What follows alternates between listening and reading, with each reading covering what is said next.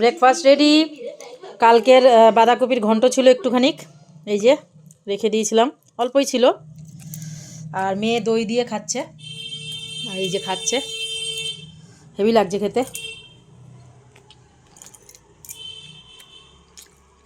কেমন লাগছে?